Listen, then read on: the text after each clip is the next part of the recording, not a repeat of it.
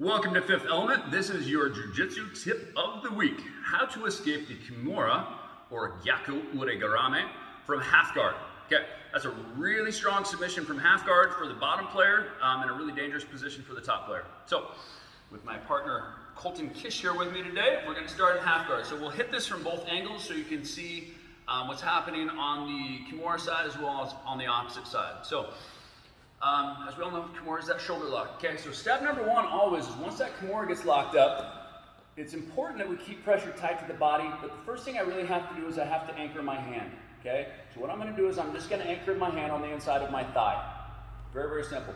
So there's really two important concepts we're going to look at here. Number one is the proximity of our heads to each other, and number two is the concept of opposing forces.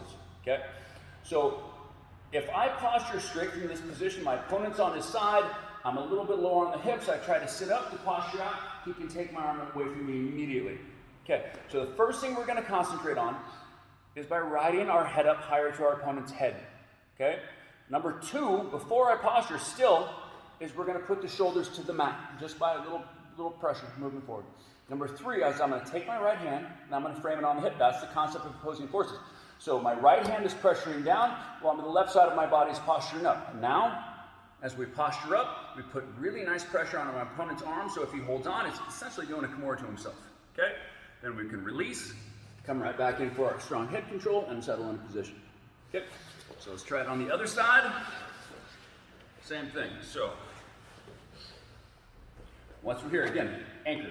Okay? Actually, let's turn this way just a little bit. Turn your body this way so we can see what's happening on this side. Okay, so once he's got this, again, I'm anchoring my right hand to the inside of my right thigh. Step number one, proximity of head to head.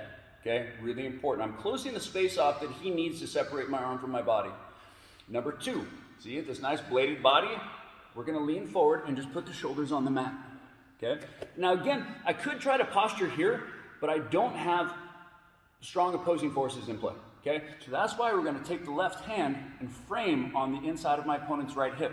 So that way the right side of my body is going up, and at the same time I'm framing and pushing the hips down. Here. Okay, easy to break the lock now, then immediately again we can come right back into head control, settle into our half guard, and work on our passing game now. Okay. So that is the Fifth Element Jiu-Jitsu technique tip of the week. Thank you very much for watching. Now go practice.